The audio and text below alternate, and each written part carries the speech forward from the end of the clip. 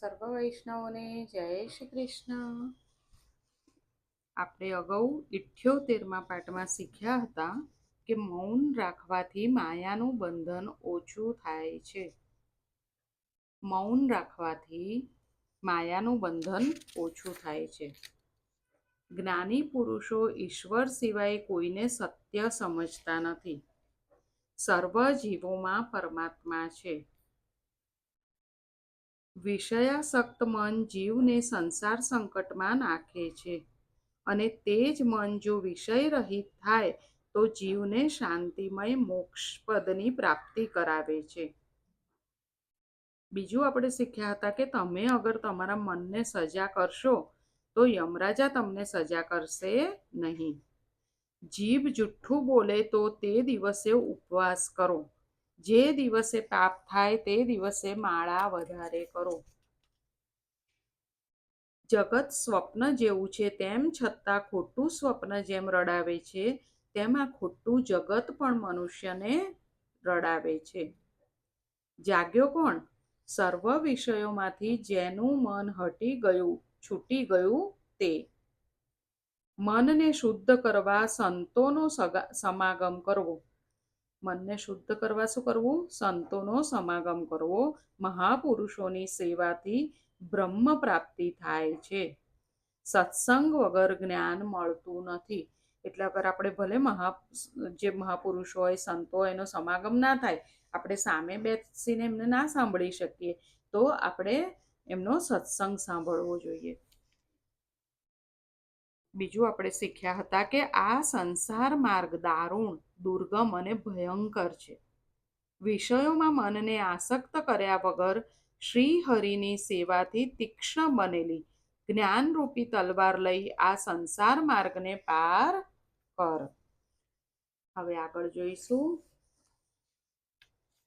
સચ્ચિદાનંદ રૂપાય વિશ્વોત્પત્યાદિહેતવે તાપત્રય વિનાશાય શ્રી કૃષ્ણાય વયમ નમઃ. જે જગતની ઉત્પત્તિ, સ્થિતિ અને વિનાશનો હેતુ છે તથા જે ત્રણેય પ્રકારના તાપોના નાશ કરવાવાળા છે એવા સચ્ચિદાનંદ સ્વરૂપ ભગવાન શ્રી કૃષ્ણને અમે વંદન કરીએ છીએ.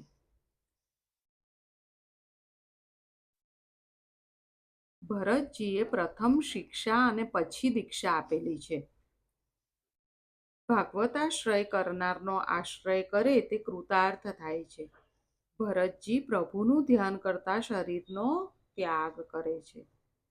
તે પછી ભરતવંશી રાજાઓનું વર્ણન કરે છે. તે પછી આવે છે ભારત વર્ષના ઉપાસ્ય દેવો અને ઉપાસક ભક્તોનું વર્ણન. હવે ભગવાન નરસિંહ છે, ભગવાન ઋષિ ભગવાન જે છે તેમના ભક્તો કયા મંત્રનો જાપ કરે છે તો આપણે એ મંત્રનો અર્થ સમજીશું. એ મંત્રનો અર્થ છે ઓમકાર સ્વરૂપ ભગવાન શ્રી નૃસિંહદેવને નમસ્કાર કરું છું. તમે અગ્નિ આદિ તેજનું પણ તેજ છો. ભક્તો ઋષિદેવને શું કહે છે કે તમે અગ્નિ આદિ તેજનું પણ તેજ છો. તમને નમસ્કાર છે. હે વ્રજનક, હે વ્રજા જેવી દાઢોવાળા, તમે અમારી પાસે પ્રગટ થાવ. અમારી કર્મ વાસનાઓને બાળી નાખો. અમારા અજ્ઞાનરૂપી અંધકારને નષ્ટ કરો. અમારા અંતઃકરણમાં અભયદાન દેતા પ્રકાશિત થાઓ. આ છે નૃસિંહ ભગવાનનો મંત્ર. શ્રીધર સ્વામીને આ મંત્રનો જપ કરતા કરતા વૈરાગ્ય થયો હતો. માનવ શરીરની નિંદા ભાગવતમાં ઠેર ઠેર છે, સર્વત્ર છે. શેની નિંદા? માનવ શરીરની. માનવ શરીરની સ્તુતિ 5મા સ્કંધમાં જ છે અને તે પણ દેવોએ કરેલી છે. હવે દેવોએ માનવ શરીરની કઈ સ્તુતિ કરી? કે માનવ શરીર મુકુંદની સેવા માટે છે. માનવ ધારે તો નરનો નારાયણ થઈ શકે છે. દેવોએ શું કીધું? કે માનવ શરીર મુકુંદની સેવા કરવા માટે છે. માનવ ધારે તો નરનો નારાયણ થઈ શકે છે. મનુષ્ય જન્મ સર્વ પુરુષાર્થોનું સાધન છે, એમ કહી દેવો આ ભારત વર્ષમાં જન્મ પામેલા મનુષ્યનો આ પ્રમાણે મહિમા ગાય છે. અહો, આ ભારત વર્ષના મનુષ્યોએ કયા પુણ્ય કર્યા હશે? અથવા શ્રી હરિ પોતે શું તેઓના ઉપર પ્રસન્ન થયા હશે કે જેઓએ આ ભારત વર્ષમાં ભગવાનની સેવાને યોગ્ય મનુષ્ય જન્મ પ્રાપ્ત કર્યો છે, કે જે મનુષ્ય જન્મ શ્રી હરિની સેવા માટે ઉપયોગી હોય, જે માટે અમે પણ ઝંખના કરીએ છીએ. એટલે દેવો પણ મનુષ્ય જન્મની ઝંખના કરે છે. કેમ? કારણ કે મનુષ્ય શરીર એ શ્રી હરિની સેવા માટે ઉપયોગી છે. એ સૌભાગ્યને માટે તો અમે પણ હંમેશા ઈચ્છાવાળા રહીએ છીએ, એવું દેવો કહે છે. તે પછી આવે છે ભૂગોળનું વર્ણન. પૃથ્વીના 7 ખંડોનું વર્ણન કરે છે. સપ્તદ્વીપ અને 7 સમુદ્રનું વર્ણન કર્યું. ભરતખંડના માલિક દેવ નારાયણ છે. ભરતખંડ કર્મભૂમિ છે, બીજા ખંડો ભોગભૂમિ છે. શું કીધું? ભરતખંડ છે એ કર્મભૂમિ છે, બીજા ખંડો છે ભોગભૂમિ છે. ભરતખંડમાં જન્મ લેવાની દેવોને ઈચ્છા થાય છે. શરીરની ભાગવતમાં નિંદા પણ કરી છે અને સ્તુતિ પણ કરી છે. આ માનવ શરીરથી ભગવત સેવા મુકુંદ સેવા થાય છે. હવે ગ્રહોની સ્થિતિ ગતિનું વર્ણન કર્યું છે. સપ્ત પાતાળનું પ્રતિપાદન કર્યું છે. આથી નીચે શેષ નારાયણ છે. રાજાએ પૂછ્યું, નરલોક ક્યાં છે? સુખદેવજી કહે છે, રાજન, દક્ષિણ દિશામાં આ નરલોક છે. અનેક પ્રકારના નરકો છે. ચોરી કરે છે તે તામિશ્ર નરકમાં જાય છે. જે વ્યભિચારી છે તે અધતા મિશ્ર નરકમાં પડે છે. જેટલા પાપ તેટલા નરક છે. કયા પાપથી કયા નરકમાં જીવ પડે છે તેનું વિગતવાર વર્ણન કર્યું છે. આ પ્રમાણે સેંકડો અને હજારો નરકો યમલોકમાં છે, એમ બતાવીને સ્કંદ 5મો પૂરો કર્યો છે. તો હવે અહીંયા સ્કંદ 5મો સમાપ્ત થયો છે. હવે આવશે સ્કંદ 6. એ પહેલા આપણે થોડું પ્રભુનું સ્મરણ કરી લઈએ. શ્રીમન્નારાયણ નારાયણ નારાયણ, લક્ષ્મી નારાયણ નારાયણ નારાયણ, બદ્રી નારાયણ નારાયણ નારાયણ, શ્રીમન્નારાયણ નારાયણ નારાયણ. હવે છે સ્કંદ 6. नारायण नाम लिया, तीन और का नाम लिया न लिया. अमृत पान किया घट भीतर, गंगा जल पी पिया न पिया. નરકોના વર્ણન સાંભળી પરીક્ષિત રાજા બોલ્યા, મહારાજ, આવા નરકોમાં જવું ના પડે તેનો કાંઈ ઉપાય બતાવો. આપે પ્રવૃત્તિ ધર્મ, નિવૃત્તિ ધર્મની કથા સંભળાવી, પણ આ નરક લોકના વર્ણન સાંભળીને મને બીક લાગે છે. કોઈ દિવસ નરકમાં જવાનો પ્રસંગ ન આવે તેવો ઉપાય બતાવો.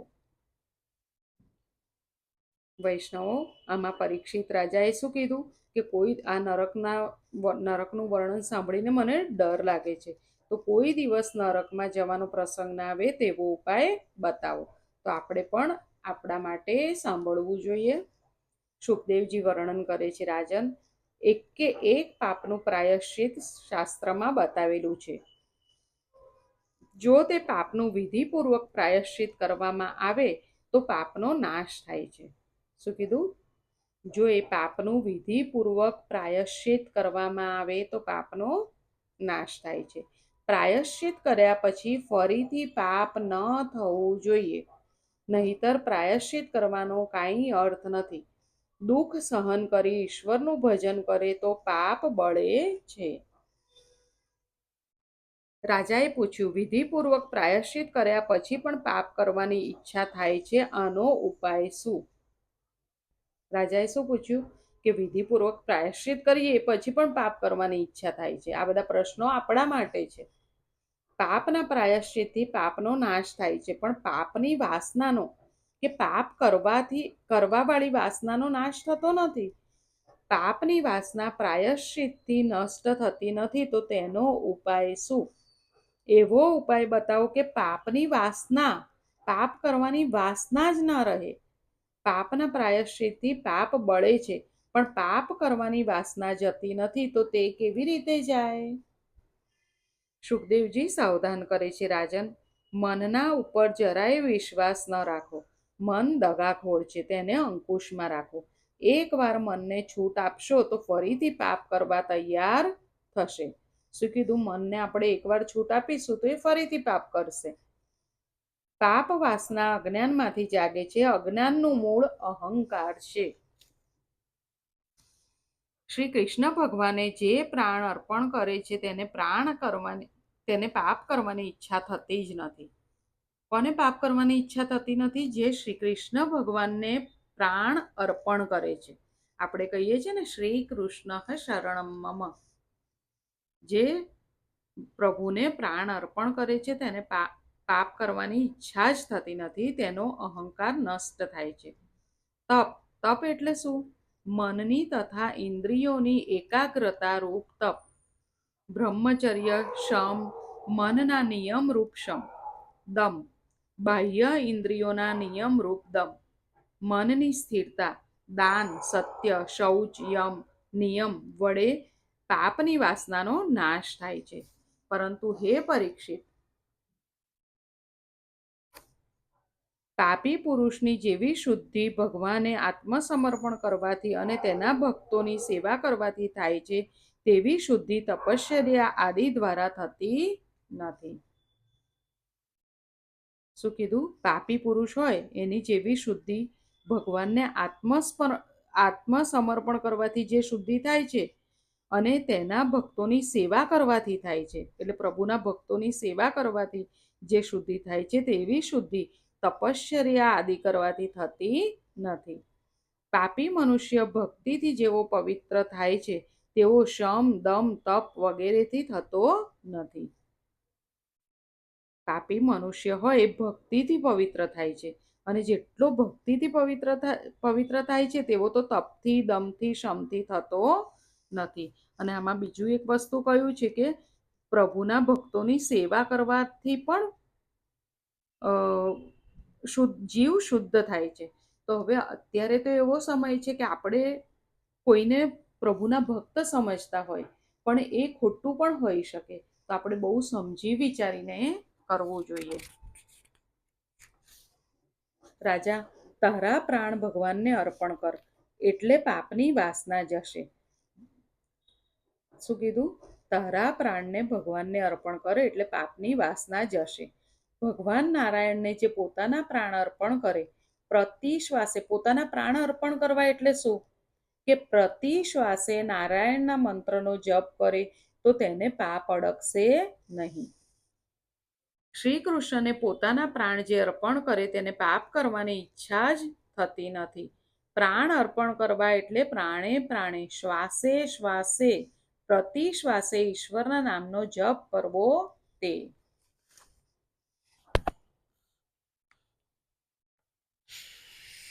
પ્રતિ શ્વાસે ઈશ્વરના નામનો જપ કરવો. ઈશ્વરનું અનુસંધાન દરેક કાર્યમાં રાખવું. સતત પ્રતિ શ્વાસે ભગવત સ્મરણ રાખો. તો મનુષ્ય પાપ કરી શકતો નથી, તો પાપમાં પ્રવૃત્ત નહીં થાય. પહેલા ભગવાનનું સ્મરણ, ત્યારબાદ સંસારના કાર્યો. પરમાત્માનું જ્ઞાન ન થાય ત્યાં સુધી વાસનાનો વિનાશ થતો નથી. વાસના અજ્ઞાનમાંથી જન્મે છે. ઈશ્વરના સ્વરૂપનું જ્ઞાન થાય અને જગત કેવું છે તે સમજે તો વાસનાનો વિનાશ થાય. ઈશ્વર આનંદરૂપ છે અને સંસાર દુઃખરૂપ છે તેવો અનુભવ થયા પછી વાસનાનો વિનાશ થાય છે. શું કીધું? ઈશ્વર આનંદરૂપ છે અને સંસાર દુઃખરૂપ છે એ અનુભવ થયો પછી જ વાસનાનો વિનાશ થાય છે. આપણે સીધી રીતે સુધરતા નથી, આપણને અનુભવ કરવો જરૂરી છે. વાસનાનું મૂળ અજ્ઞાન છે. અજ્ઞાનનો નાશ જ્ઞાનથી થાય છે. એ જ્ઞાનને સતત ટકાવી રાખવા પ્રાણને કૃષ્ણાર્પણ કરો. અજ્ઞાનનો નાશ ન થાય ત્યાં સુધી વાસનાનો નાશ થતો નથી. વાસનાનો નાશ ન થાય ત્યાં સુધી પાપ અટકતું નથી. જ્ઞાની કેવળ ઇન્દ્રિયોને વિષયમાં જતી રોકવાનો પ્રયત્ન કરે છે. જે જ્ઞાની છે એ લોકો શું કરે કે મારી ઇન્દ્રિયો વિષયોમાં ન જાય, પણ તેથી વાસનાનો વિનાશ થતો નથી. ઇન્દ્રિયોને રોકવાથી નહીં, પરંતુ ઇન્દ્રિયોને પ્રભુ પ્રત્યે વાળવાથી વાસનાનો વિનાશ થાય છે. ઇન્દ્રિયોને પરમાત્મા તરફ વાળો તો વાસનાનો પૂર્ણ વિનાશ થાય છે. એક એક ઇન્દ્રિયને પરમાત્મા તરફ વાળો તો જ વાસનાનો વિનાશ થશે. એટલે આપણે ખ્યાલ આવ્યો ને વૈષ્ણવ, એક એક ઇન્દ્રિયોને પ્રભુ તરફ વાળો. તો કેવી રીતે વાળવાની? કે હવે મને સારું ખાવાનું મન થયું, તો આપણી એ ઇન્દ્રિય છે ને, જીભ છે, તો હવે આપણને મન થયું તો આપણે શું કરવાનું? પહેલાં એ પ્રભુને ધરાવવાનું અને પછી પ્રસાદ તરીકે આપણે લેવાનું. એટલે આપણને પણ મળ્યું, પણ આપણે પહેલાં પ્રભુને યાદ કર્યા. આપણને કંઈ સારું પહેરવાનું મન થયું તો પહેલાં એ પ્રભુને અર્પણ કરવું અને પછી પ્રસાદ તરીકે આપણે લેવું. એવી રીતે આપણે બધી ઇન્દ્રિયો, આપણને કંઈ સારું સાંભળવાનું મન થયું, આપણને જોવાનું મન થયું, તો પહેલાં પ્રભુને યાદ કરવાના, પ્રભુને સમર્પણ કરવાનું ને પછી આપણે લેવાનું. તો એ રીતે આપણી બધી ઇન્દ્રિયોને આપણે પ્રભુ તરફ વાળવાની. હવે આમાં જે ખોટું હશે કે આ ખોટું છે, આ તો પ્રભુને ના કરાવાય, તો પછી આપણે લઈ જ ના શકાય. એ આપણને ખબર પડે કે આપણે લઈ જ ના શકાય. તો એ રીતે આપણે એક એક ઇન્દ્રિયોને પરમાત્મા તરફ વાળવાની. છઠ્ઠા સ્કંદમાં 3 પ્રકરણો છે: ધ્યાન પ્રકરણ, અર્ચન પ્રકરણ અને નામ પ્રકરણ. હવે ધ્યાન પ્રકરણ 14 અધ્યાયોમાં ધ્યાન પ્રકારનું વર્ણન કર્યું. 14 અધ્યાયોનો અર્થ છે 5 કર્મેન્દ્રિય, 5 જ્ઞાનેન્દ્રિય, મન, બુદ્ધિ, ચિત્ત અને અહંકાર. આ 14ને પરમાત્મામાં પરોવી રાખે તો ધ્યાન સિદ્ધ થાય છે. બીજું છે અર્ચન પ્રકરણ. 2 અધ્યાયમાં સ્થૂલ અર્ચન અને સૂક્ષ્મ અર્ચનનું વર્ણન કર્યું છે. ત્રીજું છે નામ પ્રકરણ. 3 અધ્યાયોમાં ગુણ સંકીર્તન અને નામ સંકીર્તન. પરમાત્માના મંગલમય નામનો જપ કરો. જ્ઞાન માર્ગી હોય કે ભક્તિ માર્ગી હોય તો પણ ઈશ્વરનું ધ્યાન કર્યા વગર ચાલતું નથી. શું કીધું? જ્ઞાન માર્ગી હોય કે ભક્તિ માર્ગી હોય, પરંતુ ઈશ્વરનું ધ્યાન કર્યા વગર ચાલતું નથી. એકમાં મન સ્થિર થાય તો મનની શક્તિ વધે છે. 3 સાધન ધ્યાન, અર્ચન અને નામ બતાવ્યા છે. કયા 3 સાધન છે? ધ્યાન, અર્ચન અને નામ. આ 3 સાધનો કરે તેના પાપનો નાશ થાય છે અને તે કોઈ દિવસ નરકમાં જતું નથી. પ્રભુના મંગલમય સ્વરૂપનું ધ્યાન જપ કરવાની આદત પાડો અને નિયમિત સેવા કરો. જો આમાં લખ્યું છે નિયમિત સેવા કરો. નરકમાં જવું ન પડે તે માટે આ 3 સાધનો કરો. કયા 3 સાધન? ધ્યાન, અર્ચન અને નામ. રોજ ઠાકોરજીની સેવા કરો, તેમના નામનો જપ કરો અને તેમનું ધ્યાન કરો. હવે હું મારી વાત કરું વૈષ્ણવ, તો આમાં કીધું છે કે રોજ ઠાકોરજીની સેવા કરો, તેમના નામનો જપ કરો અને તેમનું ધ્યાન કરો.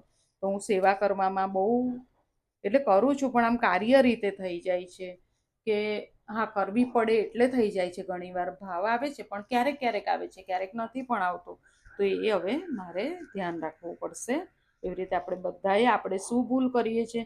અગર ચલો ઘણા લોકોને સેવામાં બહુ ધ્યાન લાગતું હોય, પણ પછી સેવા પતી જાય પછી કંઈ ના કરતા હોય, તો એ પણ મતલબ નથી. એટલે આપણે આપણી કઈ ભૂલ છે આપણે જોઈને આપણે સુધારવાની છે. આ 3 સાધન તમારાથી ન થાય, હા જો આમાં બીજો પણ ઉપાય છે. શું કીધું? 3 સાધનો છે. કયા 3 સાધનો? સાધન ધ્યાન, અર્ચન અને નામ. તો ધ્યાન કરો, અર્ચન કરો અને નામ કરો, બરાબર? તો હવે આનો ઉપાય એક છે કે આ 3 સાધન તમારાથી ન થાય તો એક સાધનમાં દ્રઢ નિષ્ઠા રાખો. એટલે હવે 3 સાધન છે. ક્યાં તમે ધ્યાન કરો, બહુ જપ કરો, બહુ ધ્યાન કરો, ક્યાં બહુ સેવા કરો. આ 3 કરવાનું જ હોય છે, પરંતુ આપણાથી નથી થઈ શકતું. તો કોઈ એકને એટલું પકડી રાખવાનું કે એનાથી પણ આપણું કાર્ય થઈ જાય. તો આ 3 સાધનમાં તમારાથી ન થાય તો એક સાધનમાં દ્રઢ નિષ્ઠા રાખો. વાસનાનો વિનાશ, ઇન્દ્રિયો અને ભક્તિ રસમાં તરબોળ ન કરો ત્યાં સુધી થતો નથી. ભક્તિ દ્વારા જીવ ભગવાન પાસે જાય છે. ભક્તિ દ્વારા જીવ ભગવાન પાસે જાય છે. યમુના મહારાણી ભક્તિનું સ્વરૂપ છે. યમુનાજી છે ને, યમુના મહારાણી ભક્તિનું સ્વરૂપ છે. તે જીવનો ઈશ્વર સાથે સંબંધ જોડી આપે છે. યમુના મહારાણી જીવનો ઈશ્વર સાથે સંબંધ જોડી આપે છે. ભક્તિ દ્વારા જીવનો બ્રહ્મ સંબંધ થાય છે. ધ્યાન, અર્ચન અને નામ સ્મરણ, આ 3 સાધનથી ભક્તિ દ્રઢ થાય છે. આ ત્રણેય કરીએ તો ભક્તિ દ્રઢ થાય છે. પરમાત્માનું ધ્યાન ન કરે ત્યાં સુધી મન શુદ્ધ થતું નથી. વ્રતથી દ્રવ્ય શુદ્ધિ થશે પણ મન શુદ્ધિ નહીં થાય. આપણે બહુ વ્રત કરીશું ને તો આપણી દ્રવ્ય શુદ્ધિ એટલે પૈસાની શુદ્ધિ થશે, પરંતુ આપણી મનની શુદ્ધિ નહીં થાય. તો આપણે ધ્યાન, અર્ચન અને નામ સ્મરણ, આ 3 સાધનથી ભક્તિ દ્રઢ થાય એ આપણે કરવું જોઈએ. આજે આપણે અહીંયા સુધી રાખીએ. આજે આપણે શું શીખ્યા એ આપણે જોઈ લઈશું. આજે આપણે 5મો અધ્યાય સ્કંદ સમાપ્ત થઈને 6ઠ્ઠો સ્કંદ આવ્યો છે. તો 5મા સ્કંદમાં આપણે પહેલાં શું શીખ્યા કે તમે તમારા મનને સજા કરશો તો યમરાજા તમને સજા કરશે નહીં. જે દિવસે જીભ જૂઠું બોલે તે દિવસે ઉપવાસ કરવાનો. હા, તો આપણે અગાઉના પાઠમાં જોયું હતું. આજે આપણે શું શીખ્યા એ જોઈએ. આજે 79 પાઠ છે. આજે આપણે શીખ્યા કે માનવ શરીર મુકુંદની સેવા કરવા માટે છે. માનવ ધારે તો નરનો નારાયણ થઈ શકે છે. પછી આપણે 6ઠ્ઠા સ્કંદમાં શીખ્યા કે નારાયણને જે પોતાના પ્રાણ અર્પણ કરે છે. પ્રાણ અર્પણ કરવું એટલે શું? પ્રતિ શ્વાસે નારાયણના મંત્રનો જપ કરે તો તે પછી પાપ તેને અડકશે નહીં. શ્રી કૃષ્ણને પોતાના પ્રાણ જે અર્પણ કરે તેને પાપ કરવાની ઈચ્છા જ થતી નથી. પ્રાણ અર્પણ કરવા એટલે પ્રાણે પ્રાણે, શ્વાસે શ્વાસે ઈશ્વરના નામનો જપ કરવો. તે પહેલા ભગવાનનું સ્મરણ કરવાનું ને પછી સંસારના કાર્યો કરવાના. જ્ઞાન માર્ગી હોય કે ભક્તિ માર્ગી હોય પણ ઈશ્વરનું ધ્યાન કર્યા વગર ચાલતું નથી. 3 સાધન કરવા જોઈએ. કયા? ધ્યાન, અર્ચન અને નામ. પ્રભુના મંગલમય સ્વરૂપનું ધ્યાન જપ કરવાની આદત પાડો અને નિયમિત સેવા કરો. રોજ ઠાકોરજીની સેવા કરો, તેમના નામનો જપ કરો અને તેમનું ધ્યાન કરો. યમુના મહારાણી છે એ ભક્તિનું સ્વરૂપ છે. તે જીવનો ઈશ્વર સાથે સંબંધ જોડી આપે છે. ભક્તિ દ્વારા જીવનો બ્રહ્મ સંબંધ થાય છે. ધ્યાન, અર્ચન અને નામ સ્મરણ, આ 3 સાધનથી ભક્તિ દ્રઢ થાય છે. આજે અહીંયા સુધી રાખીએ. આપણે ફરી જલ્દી મળીએ. વૈષ્ણવ તો તમને એટલું પણ કહી દઉં કે આ હું વાંચી લઉં પછી હું થોડી વાર કંઈ કીર્તન કરી લઈએ આપણે, કે થોડું પ્રભુનું નામ લઈ લઈએ અને પછી સૂઈ જઈએ, કે પછી આપણું જે કાર્ય કરવું હોય એ કરીએ. તો તમે પણ આ સાંભળી લો, પછી થોડું પ્રભુનું કીર્તન કે પ્રભુનું થોડું નામ લઈ લેવું જોઈએ. આજે અહીંયા સુધી રાખીએ. સર્વને જય શ્રી કૃષ્ણ.